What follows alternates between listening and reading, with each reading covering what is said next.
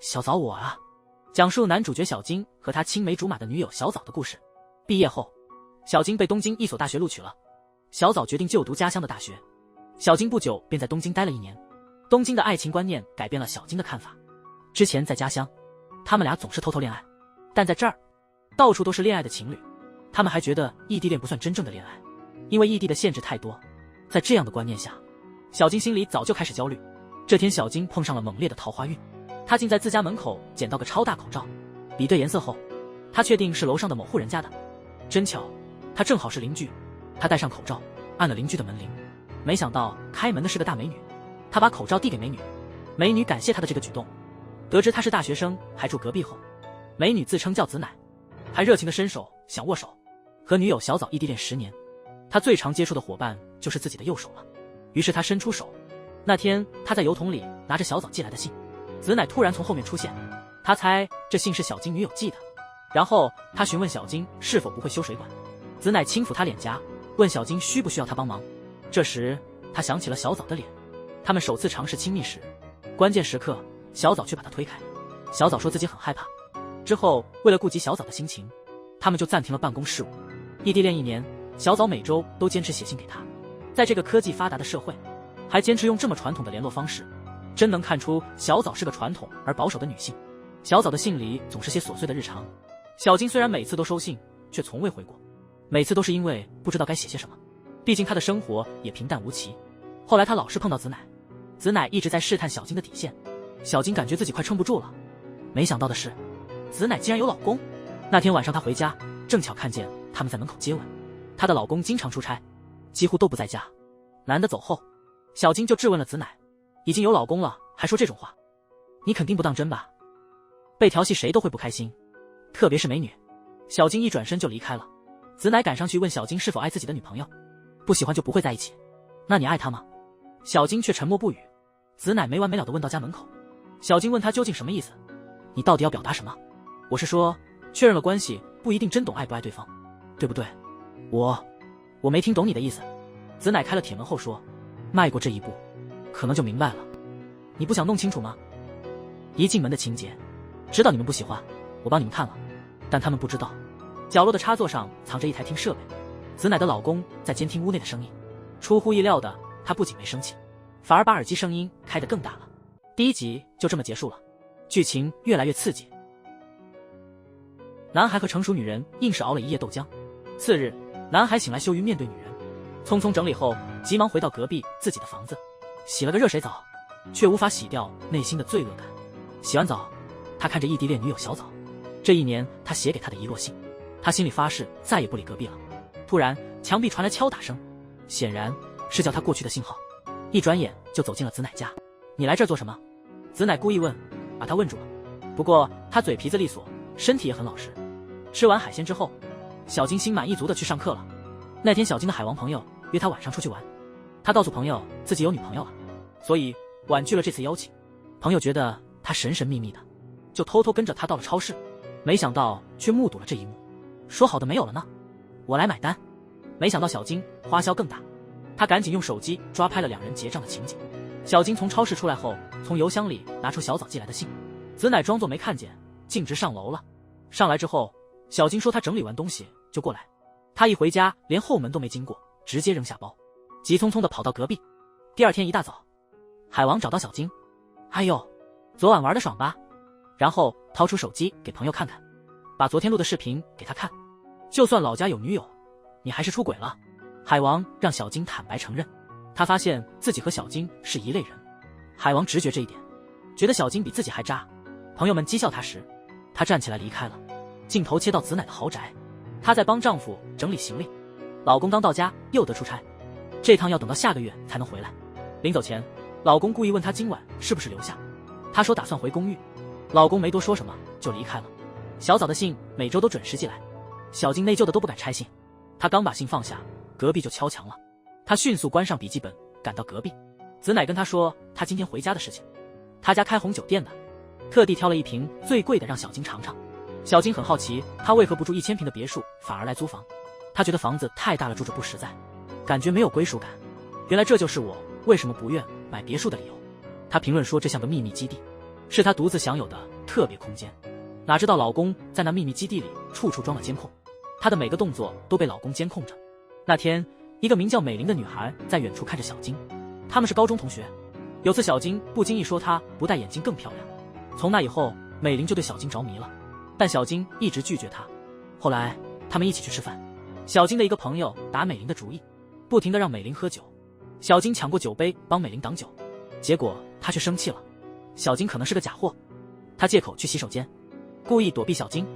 海王就干脆蹲守厕所门口，他一出来，海王直接要他放手小金，跟他在一起，还说小金比他更烂。说罢，海王突然抱住美玲，美玲马上把他推开，他不要脸的又抱上了美玲，想强吻。美玲及时闪开，他始终没有放弃，果然不要脸才能把女朋友搞定。昨晚小金带着海王和他们一众去喝酒，他喝多了，只好由海王和美玲送他回家。深夜，子乃敲墙的声音把小金吵醒。小金本来想去看看，但因刚酒醒身体虚弱，没力气下床，只好敲墙让子乃过来。第二天早上，子乃在小金家醒来，看着还在睡的小金，子乃忍不住在他颈上留下了痕迹。小金因疼痛醒来，担心别人发现，小金不喜欢子乃在他身上的印记。快要上课了，小金匆忙穿衣准备上课。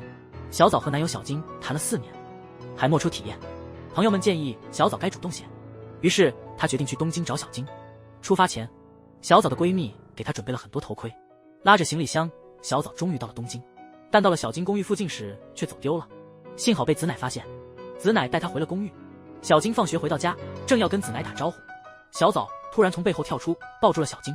小金被吓得目瞪口呆，小枣兴奋地解释是子乃帮她找到了公寓，女友真是太可爱了。小金心里有点虚，偷瞄了子乃一眼，然后拉着小枣走进了家。小枣注意到小金看起来有些闷闷不乐，以为没跟小金打招呼，就自己冒昧去东京打扰他。他说自己今晚能外宿，没事，下次来之前先通知我，我好去车站接你。小金这么一说，小枣马上笑开了花。夜里准备睡觉时，小金铺了2张床，他让小枣上床睡，自己睡地板。小枣顿感难过，犹豫后他想跟小金挤一床。小金意识到他的想法，但因为自己出轨，感觉无脸与小枣同床，便找了借口拒绝了，这让小枣感到失落。小金去洗澡的时候，小枣听到隔壁传来敲墙声，他凑过去时，声音突然停了。这时他注意到床下有几个新头盔，他心情顿时一沉。小金出来，看见小枣在哭，小枣一边脱衣一边向小金道歉。他认为当初他拒绝了小金，是因此小金才会去找别的女人。他走过去紧紧抱住小金，小金四处看了看，地上的头盔被发现了，意识到小枣注意到那个头盔，他懊悔自己为何昨晚没收好。看到小枣那副难过的模样，小金赶紧撒谎说那是同学恶搞留下的，不是自己使用的，所以小枣不必太介意。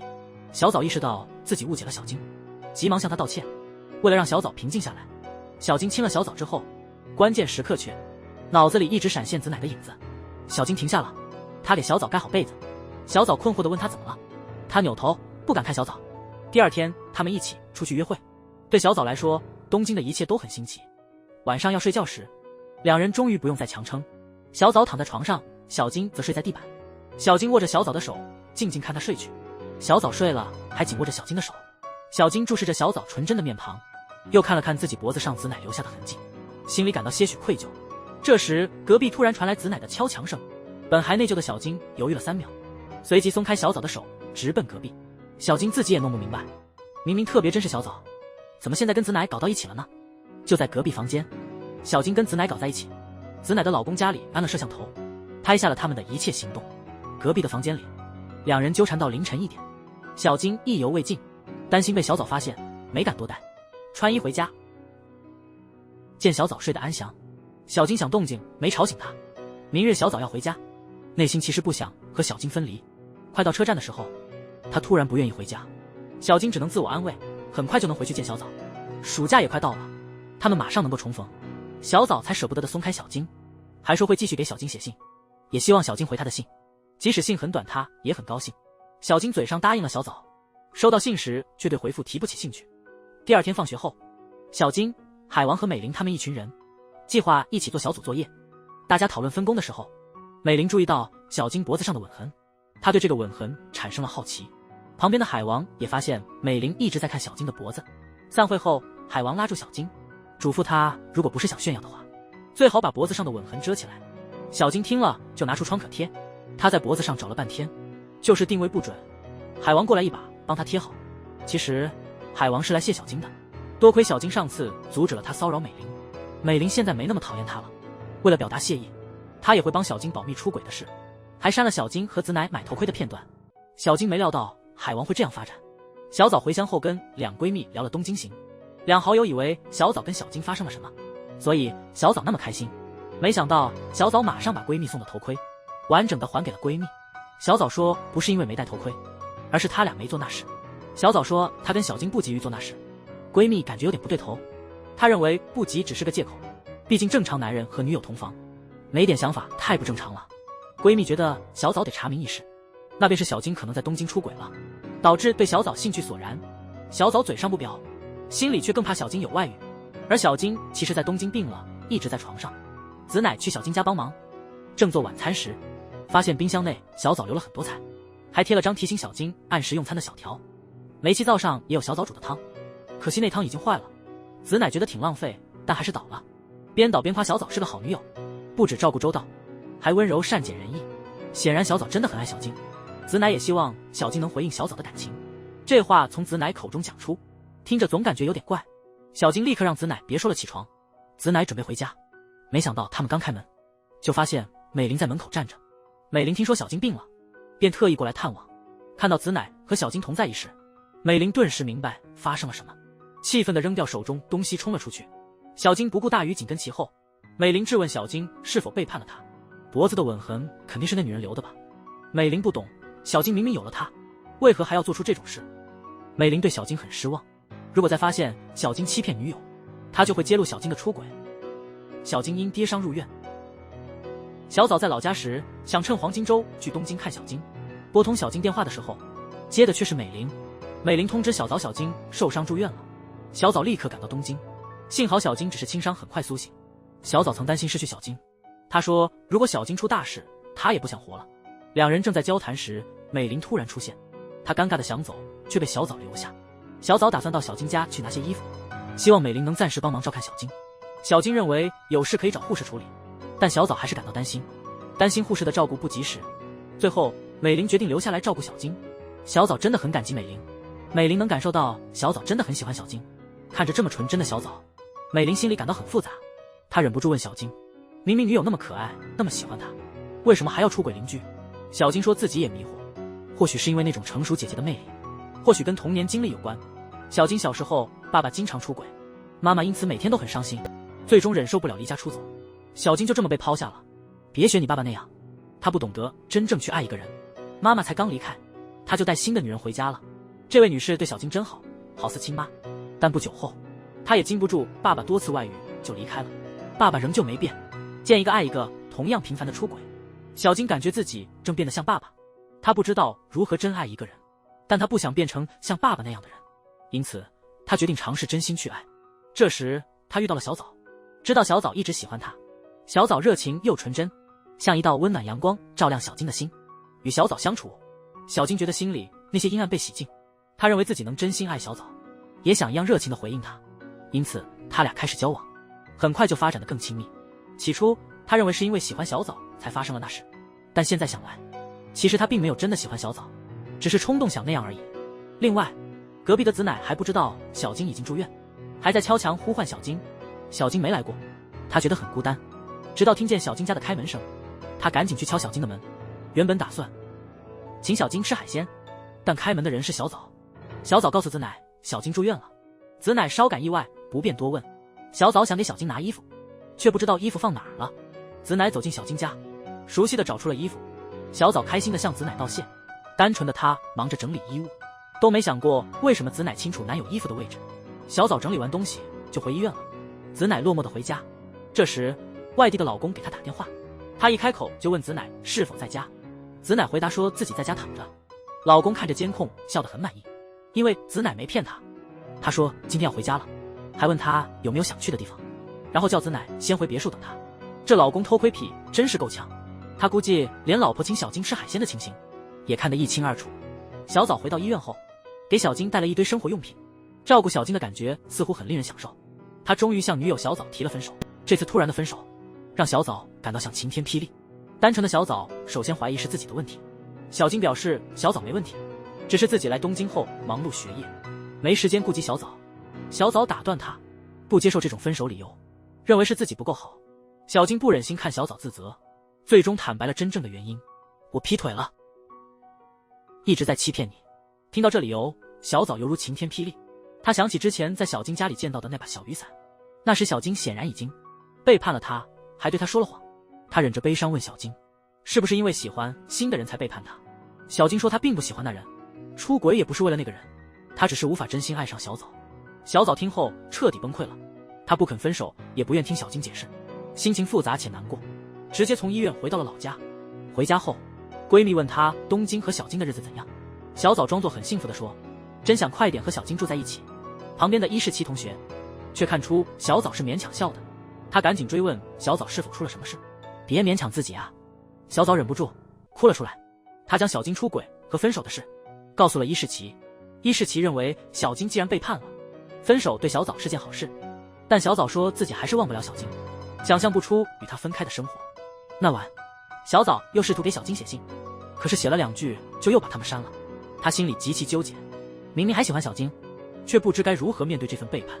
住在东京的小金即将出院，校草听美玲提起小金的女友，是他在医院照顾小金，他很好奇小金女朋友的长相，于是拉着美玲一起看望小金。小金告诉他们小枣已离去，而且他还告诉大家，是他先告诉小枣自己出轨，然后提出分手，小枣才离开。美玲听后非常愤怒，因为小金曾承诺要和子乃断绝来往，继续和小枣好好相处，但现在小金只在乎自己感受，坦白却伤害了小枣。美玲对这种自私的小金很失望。小金出院就直接去子乃家了，他平静地告诉子乃自己跟小枣承认了出轨，还向小枣提出分手，但小枣还没答应分手。子乃问小金会不会因为提分手而怪他，小金说不会，因为他跟小枣早晚都得分手。子乃对回答一点也不惊讶，她站起来整理衣物。她的丈夫几天后回来，她得暂时搬回大宅住一阵，这意味着暂时见不到小金了。她感觉可能会想念小金，但小金却不这么看，她觉得他们之间谈不上喜欢，更别提陪伴，只是2个寂寞的人互相利用。回家时，小金看到小枣的开衫忘在家里了，稍作考虑，他打算明天把它还给小枣。小枣最近在学校总是心事重重，伊世奇一直在他旁边默默陪伴。恰好2人一起走回家时，小枣看到了回来的小金。小金不只是为了还给小枣的衣服而回来，为了跟小枣明确提出分手。我相信你将会找到一个比我更合适的人。但小枣抓住了小金，开始低声下气的哀求，我们能不能重新来过？他责备自己没能真正理解小金，他想重新开始，深入了解小金的内心。我明明背叛了你啊，我不在意，你即使和别人有过也无所谓。小枣理解小金因为异地恋才与别人发生了关系，只要小金不爱上别人，还愿意回到他身边，他可以接受这次背叛。我不懂如何去爱，让我教你如何去爱吧。小金缓缓拥抱了小枣，小枣的坚定爱意也让小金重新获得了爱的信心和勇气。2人复合首站就直奔情侣酒店，这次小枣格外积极。午后小枣准备回老家，等车时他们开始幻想下次相见的场景。小金似乎真的爱上了小枣，小枣拿出拍立得记录小金的笑容，但照片一转眼却完全空白，好像暗示着他们的感情最终不会有结果。小枣心里突然感到不安，小金跟子乃曾有一腿，我不在乎今后做的那些事，就只跟我做好吗？送走小枣，小金一回家就来找子乃，他说这是最后一次来见子乃，他以后不会再跟子乃那样了。子乃表示无所谓，毕竟他早就说过他和小金只不过互惠互利，还是他先邀请小金的，如今小金复合了，也该结束这一切了。子乃把小金推出门外，镜头渐渐拉远，只看到她老公在电脑前盯着他们。他们停了吗？樱田通不在家的时候，其实一直用家里的监控设备密切注意子乃的行为。第2天老公拆回来，拿着行李径直去餐厅找子乃，然而子乃看到1个月未见的老公，脸上却没有笑容。小枣回老家后，2个好友马上察觉小枣变了，她坦白自己和小金和解了，还有了初次体验。听闻此事，闺蜜比小枣还激动，但闺蜜走后，小枣又显得忧心忡忡。小一看到她心事重重，就劝她把心里话都道出来，她愿意聆听小枣所有的烦心事。枣犹豫了下，突然问了小一一个震惊的问题，没有感情可以有身体关系吗？小一一时间说不出话，她之前无意间听到小枣和小金的谈话，其实她了解小枣在担心金奈可老是偷心的心改不了，担心小金会喜欢别人，但他还是把真心话告诉了小枣：我只想和喜欢的人在一起。如果你觉得肉体出轨不能接受也行，我是说这是对每个人意义不同。小枣一个人去了车站，看着和小金的合影，笑着哭了。尽管他们已经做过恋人该做的事，小金也逐渐对他有了感情，但他对这段感情还是没安全感。他开始不再给小金写信，而是直接打电话给小金。小金有点不习惯没信可收，他和小枣坐在公寓楼下，聊着下次见面的计划。话没说完，小枣好像听见了子乃的声音，立刻不吭声了。小金那边也静了，原来子乃带着老公回来了。小金傻乎乎的送他们上了楼，小枣开始慌张了，努力忍住哭声问小金：那声音是子乃的吗？是的，他刚回来。原来如此，没事，我很期待我们下次一起去烧烤。我也期待。小金开心的挂了电话。这边的小枣内心很不安，他害怕小金会再次伤害他。小金，他会没问题吧？樱田通回家后给子乃倒了红酒，子乃脸上却显得不高兴，因为他不太喜欢樱田通来他的小公寓。樱田通在屋子里四处看看，接着问子乃，是不是这个房间藏有什么秘密？什么都没有。子乃被问关键点时显得有点不自在。算了，我们还是回别墅吧，别这样，邻居会听见的。他听不见的。两人重新开始了异地恋，回子感觉仿佛回到了过去，但小枣心里始终感到不安。虽说不介意小金的胡闹，但失信的怀疑已在心中生根。白天他总担心小金是否会背叛，晚上梦到小金和邻居子乃复合，不安全感影响着小枣的每一天。他每日心神不宁。小金决心与子乃断绝联系。子乃的老公也回到家了，楼下一大早的偶遇让他们三个人很尴尬。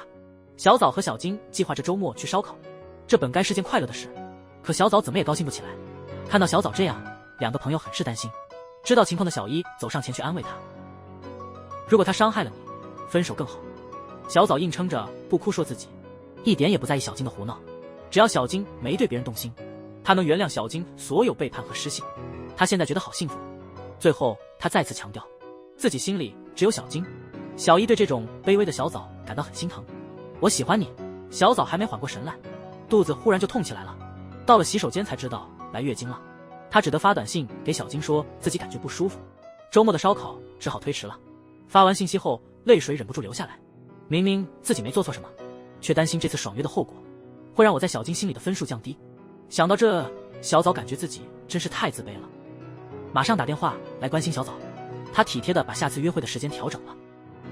我发现我真的很喜欢你。他让小枣对自己有了信心，以后他一定更加珍惜小枣。小金的操作真是高明，情感的价值瞬间爆棚。这话如果是以前说的话，小枣原本乐得要飞了，但挂了电话后却忍不住落泪，心里始终对小金的背叛耿耿于怀。她意识到自己一直在自欺欺人。子乃自从丈夫回来后就搬回了大别墅，但她还留着小金旁边的小公寓没退。丈夫樱田通对这事有些不高兴，希望她能快点处理掉公寓。子乃突然不说话了，她明显不打算退那个公寓，不是为了小金，而是想留点私人空间给自己，因此她只能以合同未到期为由留住那间公寓。但这让樱田通误会，以为子乃还留恋小金。既然劝不了子乃，他只好把小金赶走。于是他整理监控视频截的照片拿给小金看，直接追问，你怎么看我的妻子？以为勾引别人的妻子不用付出代价吗？大学生小金和人妻子乃的风流事被子乃的老公发现，老公樱田通上门来向小金索要赔偿。小金显得很迷茫，樱田拿出录音，接着展示了照片。小金被抓现行，吓得脸都白了。樱田说，自从子乃停止和小金的关系后，他原本打算不追究这事，但看到小金若无所知的样子，他看到那副模样特别生气，所以坚决要小金赔偿，就是要他支付200万日元的精神损失费。在付钱之前，他要小金跪下道歉。心虚的小金不得不屈服，对不起。樱田通说会在几天后把索赔书面文件邮寄给小金，让小金先准备好钱。小金一句话也不敢说，毕竟确实干了不可饶恕的事，只好老实赔钱。樱田通处理完小金事后，又来跟子乃说明，我全都知道了，但他没告诉子乃自己让小金赔钱。子乃原以为丈夫会勃然大怒，想不到樱田通只要子乃尽快退公寓，他便会原谅子乃。子乃不好再说不，只得挑个时候退掉公寓。小金为了筹钱开始打工，忙得满满当当，从早忙到晚。因忙碌无法立刻回小枣的消息，小枣看到消息迟迟回复，心里不安，老觉得小金可能又去见子乃了，内心忐忑不安。小枣决定突然去东京找小金。小金高兴地带他去吃甜品。不过碰巧，殷田通带着子乃进店，见到小金和女友相伴，他故意要和他们坐一桌，氛围马上就变得怪异了。子乃、小金和小枣三人神情复杂，只有殷田通一个人吃得津津有味。小金打算带小枣走，但被殷田通硬是留住，于是三人只得无奈地看着殷田通吃光，总算摆脱了那场尴尬的聚餐。这次偶然相遇，让小枣发现子乃竟是已婚人士，晚上在小金的家过夜。想到小金为他准备的礼物，小枣兴奋不已。第二天一早，小金便去兼职了。小枣在家里找到了自己曾寄给小金的信，足有300多封，但小金竟然一封都未拆封查看。小枣看着那些未拆的信，心痛如切。他猜想当时小金可能忙于和子乃相处，莫空理会他的信件。这时小金回来了，小枣赶忙隐藏信件，装作一切如常。小金吃完早饭后又去做第2份兼职。等他离开，小枣就去敲子乃的门，走进他的家。环视1周后，他问子乃：你和小金在这间房里睡过对吧？是你邀请他的吗？你就非得和小金在一起吗？我只有小金啊。子乃能做的只有道歉和搬离公寓。小枣真是受伤最深的一个。经历这段时间的挣扎，他终于明白了自己的心情。他不能忍受感情的背叛，始终不能接受小金出轨的事情。所以当小金送来礼物时，小枣并未接受，而是冷静地向他提出分手。我说分手吧。清纯的小枣最终决定和出轨的小金分手。小金一脸茫然，小枣不是都说好要原谅他的吗？怎么又突然要分手了呢？小枣坦言始终无法接受小金和人妻的出轨，每当想到这事，他就痛苦万分。以前他以为自己对小金的，最开始还能原谅小金，因为喜欢，后来才明白，真心爱一个人是容不得背叛的，所以他再也无法原谅小金，两人的关系也只能到此为止。说罢，小枣头也不回地离开了。小金没有追去，只是静静地看着小枣消失在夜幕中。分手后，小金整天待在家里，这时他才想起小枣寄来的那些信。他把满是灰尘的信拿出来一一打开阅读。小枣在每封信里都充满了对小金的思念，但小金竟一次也没回过信。那时的他感受不到小枣的爱，觉得他的信非常无聊。他想回信，却意识到时机已经过了。抱歉，虽然分手了，小金身上还欠着殷田通200万日元的精神损失费，不得不精打细算到处找兼职。校草关切地问他出了什么事，小金把分手的事告诉了他们。校草听后一脸激动，果然出轨不是那么容易原谅的呢。校草问他是不是失恋了才这么努力打工，小金自然不会透露真正的理由。正要起身离开时，手里的招聘广告不慎掉了一地。校草注意到了其中的索赔文件，正想追问小金的事，心虚的小金赶紧抢回文件，慌忙逃了。校草会心一笑，原来小金是为了还债才四处打工。校草见状不由得幸灾乐祸地看着小金，告诉美玲要赔偿200万后，美玲没觉得意外，反倒是担心神情憔悴的小金。晚上小金还是去打工了，兼职很辛苦，赚的钱也不多。小金不知道啥时能还清200万，一想到这就忍不住流泪。牛郎店的小哥看出他缺钱，就拦下了他。小哥劝他去做牛郎，他说靠着他的颜值和身材，肯定能挣大钱。小金一听到大钱就差点动心了，幸好美玲及时出现把他拉回来了。美玲带他去餐厅用餐，小金却说自从和小枣分手后，他就完全没有胃口了。他现在终于体会到被甩的痛苦，这意味着你真的喜欢上他了。子乃决定这周6搬家，回公寓整理时，偶然遇见了丈夫的同事，他们聊起了殷田通。同事说他总是提到子乃，大家都羡慕他们的恩爱，他真经常提起我。思考良久后，子乃意识到他一直误解殷田通的真心，现在他看清了真相。但他在给老公整理衣物时，意外在口袋中找到了向小金索赔200万的文件和几张照片。照片里记录了子乃第一次，小金一带进家门就拍下了。子乃惊讶极了，原来殷田通一直在暗中监视他，当时他是主动邀请小金的，现在他不能装作对索赔一事毫不知情。他决定要把这事告诉小金，他会帮小金害这笔钱。小金下班回家，看到小枣又寄信来了，小枣是不是想复合呢？他拿着文件找到小金，并说要帮小金付这笔钱，这事本来就是他搞出来的。小金却直接拒绝了，他认为自己越界了，因此决定自己承担所有的赔偿。子乃非常后悔，想要修正自己的过错，他打算亲自向小枣道歉。小金却说道歉已经没意义，因为小枣已经和他分手了。子乃听后羞愧得无地自容。回到家后，她拿出那些照片和文件，向老公摊牌。她发现老公一直在监控她，还知道老公向小金要赔偿。你这是在准备离婚吗？樱田通哭着向子乃道歉，被逼问时，他解释这样做背后有难言之隐。这得从他和前女友的故事说起。他曾每天给前女友打3次电话，每天还亲吻她10次以上，会设定每月2、3个特别日子庆祝。可是如此积极的他，最终还是分手了。前女友说樱田通的爱太沉重，难以承受。从那以后，他不再敢真实的表达自己，也因为害怕，不敢探究对方的真心。当察觉到子乃见失笑容，他内心确实想知道原因，但担心子乃会嫌弃他，因此没有直接询问。当子乃准备外面租公寓时，他很担心，却不好意思问，结果只好在他公寓装监视器。对不起，子乃摇头说是他应该道歉。其实她一直感到孤单，老公常常出差，留她一人在家，她感觉不到被爱，渐渐觉得在老公心里，自己的分量越来越轻。于是她就想到去外面租个公寓，看看老公的反应。